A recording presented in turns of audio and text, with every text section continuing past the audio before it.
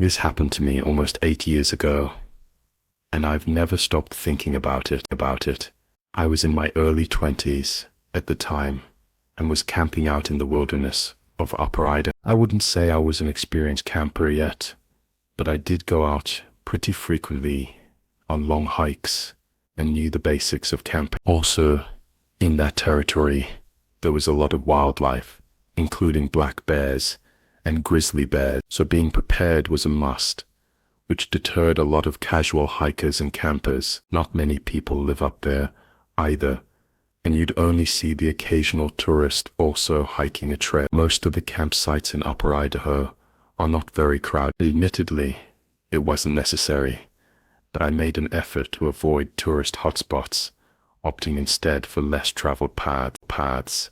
For this particular journey, I selected a trail situated just beyond the renowned main mountain range. This path meandered through the forest and along the hills, bordering the mountains, eventually leading to an expansive clearing that offered stunning views of the mountain range. The nearest trail I knew of was 3 miles away. That led to a small lake, which I assumed might have a couple other people, so that's why I skipped it.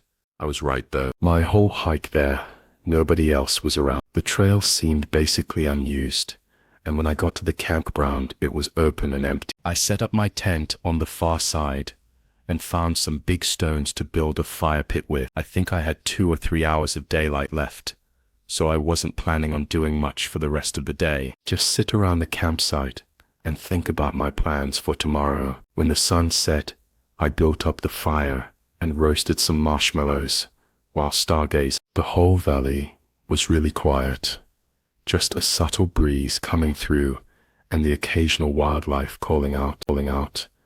But then something interrupted the silence. I could see they had a typical camping backpack on, and that was about it. They stood there and looked at me, then at the rest of my campsite, and before I could say anything, they said sorry. Then turned around and walked back, the exact way I heard them come from. Also, the way they said sorry was like they were trying to be quiet. It was just barely louder than a whisper. It was really strange. What were they even sorry for? They had to be looking for a campsite. There's no way. They were just walking around at night like that for no reason.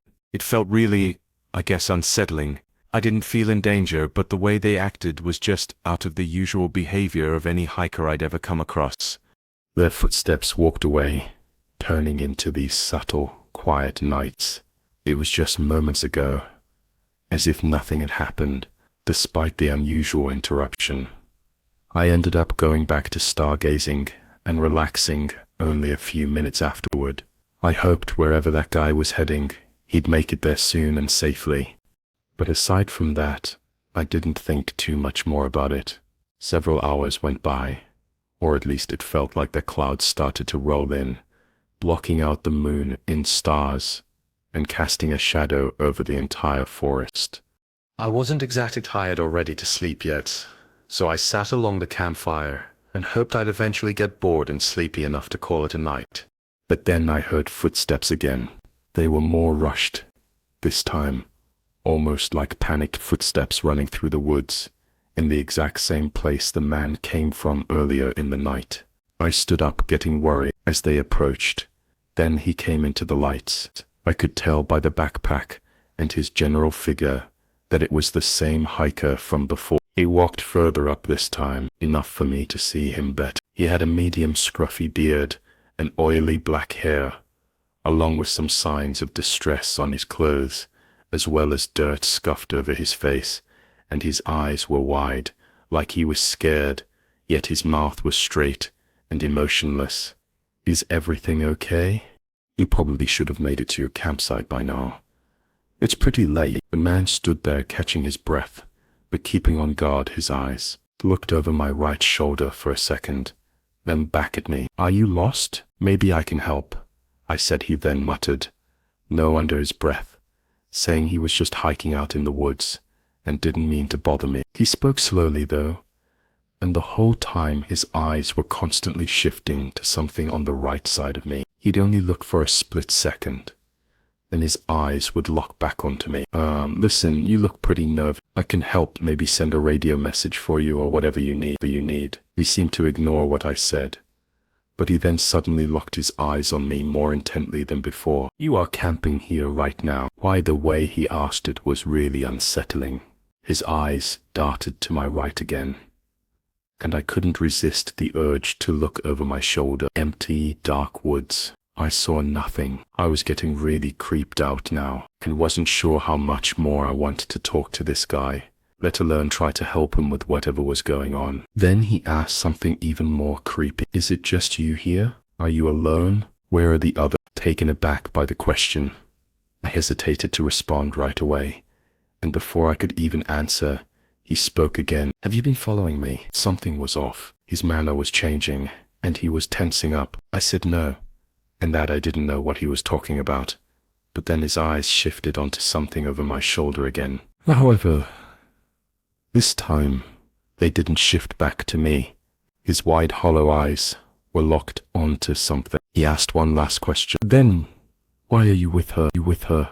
I instantly turned around and looked over my right shoulder, but my eyes fell on nothing. Still just empty, dark woods. I looked back at the man. His face fell into terror, still staring beyond me, before he suddenly broke out into a sprint, running deeper into the woods. Within seconds, he was past all the lights and completely gone. The direction he ran was nowhere near the trail, or really anything at all. My heart was still racing though. I was looking all around, especially behind me, trying to figure out what the hell that guy was talking about and what he was seeing in those brief moments. After he asked, then why are you with her? Therefore I'd connected everything, that this man was being followed by some woman or a group in the woods, and when I looked over my shoulder, I fully expected to see her standing behind me, deranged and terrified. But now I didn't know what to believe. I was scared shitless though, and was absolutely not staying any longer. I gathered up everything and started moving, even though I saw the guy running the other direction from the trail. I was still on edge. The entire walk, every slight noise had me startled and expecting to see some woman following me or whoever the hell he was talking about, but I never did. I made it to my car and left. The following morning, I decided to put in a note with the police station near me about the guy out there, because with more time to think about it, I was pretty worried about him. While I don't have an exact explanation for what went on that night, I can provide a decent theory for the situation after consulting dozens of people over the years. The most probable and heartbreaking explanation is that the man likely got lost, enduring a prolonged period in the wilderness. He probably suffered from extreme hunger and dehydration, bordering on insanity and paranoia, convinced that something or someone was pursuing him through the night. Tragically, he was not in a sound state of mind. He didn't know help when he saw it. When he found me, he was probably too paranoid to know that I could have saved him, giving him food and water and let him out of the wood. He might have been so out of it that he didn't even know he was lost anymore and was too caught up in the paranoia of whoever he thought was following him. While this is the most probable cause of the man's behavior and what happened that night, there's still no saying if it's actually true. There's a chance he really was being followed and wasn't sure whether or not I was just another stalker part of the group and didn't trust me. If that was the case, then him freaking me out that night likely saved my life from whoever else was out there. However, we probably will never know for sure. The man was never found or spotted since, so unfortunately it seems he never made it out of the wood. I was at home this night, planning to pull an all-nighter to catch up on some work papers that I needed to have done. I procrastinated just a bit too long with these, and due to a couple other things coming up, I really had no choice but to stay up and finish it tonight. I brewed a cup of coffee, went upstairs to my office, and closed myself in to keep out any distractions and just power through the night. I did surprisingly well for a few hours, sipping on my coffee and locking in, but I could feel myself start to fade as my coffee ran out, and so did my energy. I thought maybe stretching my legs for a minute and going downstairs to make another cup would help me reset. I got up and walked down to the kitchen, but as the coffee brewed, I felt noticeably cold earth, and I was in the rest of the house, like as if there were a cold breeze blowing through the downstairs floor. I went and checked the thermostats, and the heat was on, but it was several degrees lower than it should have been. So I did a little investigating, and happened to notice a window in the back of the living room was open. Now, I did open my downstairs windows fairly often during the day, but as far as I knew, I'd never forgotten to close them before. Also, this one was wide open, not just a small crack like I usually did. Understandably, I was a bit shaken as I approached it and looked at it for a moment. The thoughts of someone having opened it and gotten inside crept into my mind. However, I saw nothing else to justify that. I stuck my head outside and looked at the ground beneath the window and saw no footprints or disturbances in the dirt, and there was nothing on the window like I'd expect to see from someone crawling in. In moments like these, your mind always wants to assume you're overthinking it, and that something like this would never really happen to you. So I got up and quickly gave a look around the house just so I could be absolutely certain I was alert. I found nothing and went back to work. Another hour went by. I was mentally exhausted from trying to get this done, but a sudden thump behind me instantly woke me up. It was loud as if it were just behind my desk, but nothing was back there. I knew my bedroom was right on the other side of that wall, and figured it had to be something from in there. But the sound was far too loud to be ignored, and with the whole window thing from earlier, it was hard to keep myself from thinking the worst. This time still, I got up and walked into the hallway and opened the bedroom door. I scanned the room from the hallway before walking in. Slowly from the doorway, everything looked normal. You'd think such a loud sound would easily be identifiable, like something heaven falling on the ground, but it wasn't. The floor was clear of anything, and as I searched the rest of the bedroom, there wasn't a single thing off about it. I was honestly starting to believe that pulling this all-nighter was just making me go crazy. I went back to the office, but for the next 15 minutes, it was insanely hard to focus. I knew I heard a thump behind me. It was so loud. How could it just be nothing? Eventually, my focus broke, and I spun around in my chair looking behind me at where the sound had come from just 15 minutes ago. As I stared at the wall, thinking about it, I suddenly felt stupid. There was a closet right there. It was just a small thing, closet, that I used for nothing but storage of old clothes and winter jackets. I had forgotten it even existed. Curious, but not really thinking I'd find anything, I got up and walked over to it, carelessly sliding, opened the door. My breath left my lungs, a surge of fear crippling over my body. I was face to face with a stranger. He was only inches from me in the back of the closet behind all the jackets. If not for the thin layer of clothes between us, he probably could have reached out and grabbed me before I even had a chance to run. I heard the entire closet tear apart as the unknown man forced his way out to chase me. As I scurried into the hallway, the man called out my name instantly, sending a shiver through me. His voice wasn't one I knew, though it was gritty and disturbing the way he said my name, as if he knew me. I made it out of the house as it seemed. The man put more effort into trying to convince me to stop running, rather than chasing me. I made it to a neighbor's house, around the corner, relentlessly hitting their door, until they answered and called the police for me. The man was no longer in the house when they searched it. There weren't even really any signs onto where he ran off to, and that's pretty much where it's been left at. Some creepy, disturbing, unknown man climbed through one of my downstairs windows in the middle of the night, carefully sneaking around the house and getting to my office closet, probably while I left to check the house. After noticing the window, that means that for likely over an hour, the man was right behind me, watching me as I sat at my desk working. Even worse, he knew my name, which means it definitely was a planned break-in from a potential stalker So it's hard knowing the possibility that he might come back. Had I not pulled an all-nighter that night and just gone to sleep, I very well may not be here right now.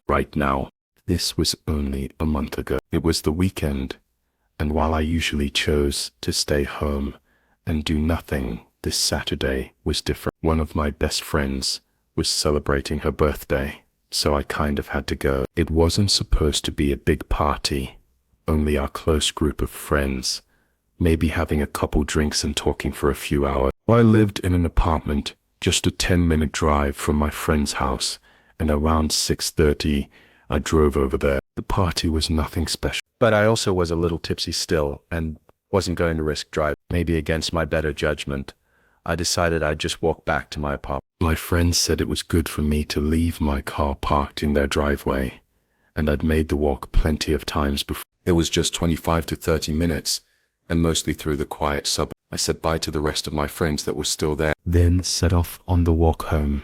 The weather was calm and the walk started out well. The whole neighborhood was silent and still. No moving cars or people outside or even any lights on in any of the homes. Everyone was probably sleeping already at one point. As I watched though, a sudden pair of headlights came down the road.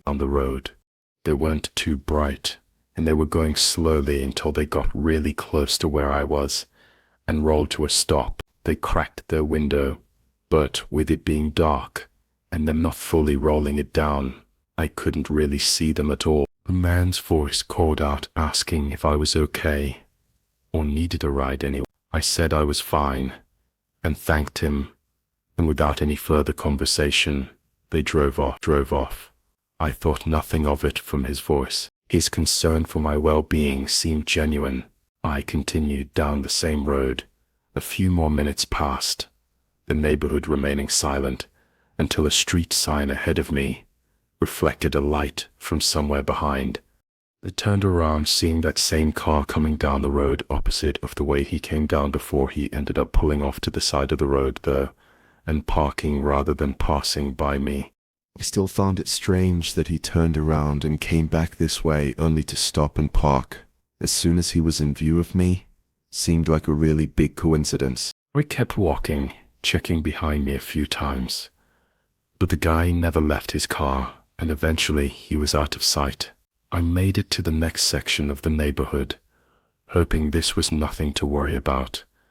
But of course, walking alone in the middle of the night made everything feel extra suspicious. I started to feel better with every passing minute, though I was only about 10 minutes away from my apartment at this point, when I suddenly noticed a car parked up ahead. It was parked in the street with its headlights on, but not on the side of the streets or on the curb. It was right in the middle of the road. As I got closer, I was able to make out more and see that it was definitely the same car from before. I felt a lump in my throat, knowing the chances of this just being a coincidence were getting lesser and lesser from where I was. There were really only 2 roads to get to my apartment from. Usually I just walked along this road because it would take me most of the way there, but I knew there was also a park up ahead that had a walking path cutting through the woods.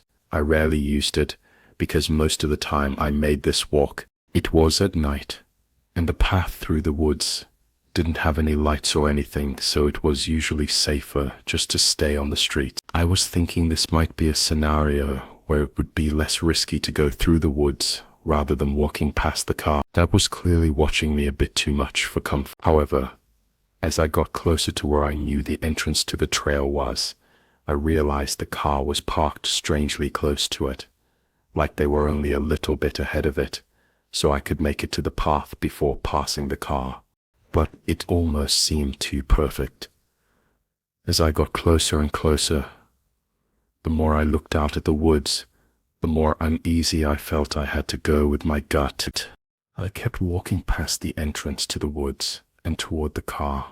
I held my breath as I passed it, but nothing happened. Once I got to the front of the car, I looked back, and through the windshield, I could see that nobody was inside. This car that had been following me and parked right in the middle of the road with its headlights on was empty. After a few seconds of thinking, I looked further back toward the woods, and barely through the dark, I could see the figure of a man standing out from behind the trees watching me. I took no more chances. I started running, and it was only a few seconds later that I heard the man get into his car. I pulled my phone out as I ran, and thankfully that must have deterred him, because instead of chasing, he made a U-turn and left. I didn't stop running until I got home. Afterward, I told the police about what seemed like an attempted kidnapping. It was all just too coincidental to not be. What's scary to think is if I hadn't listened to my gut and did the obvious choice of cutting through the woods, I would have fallen perfectly for that man's trap of him waiting in there for me to do exactly that. Being out there in the woods at night with him would have surely left me no chance of escape. It's only been a month since, and with only a description of his car and his voice, it's unlikely they'll ever find or convict anyone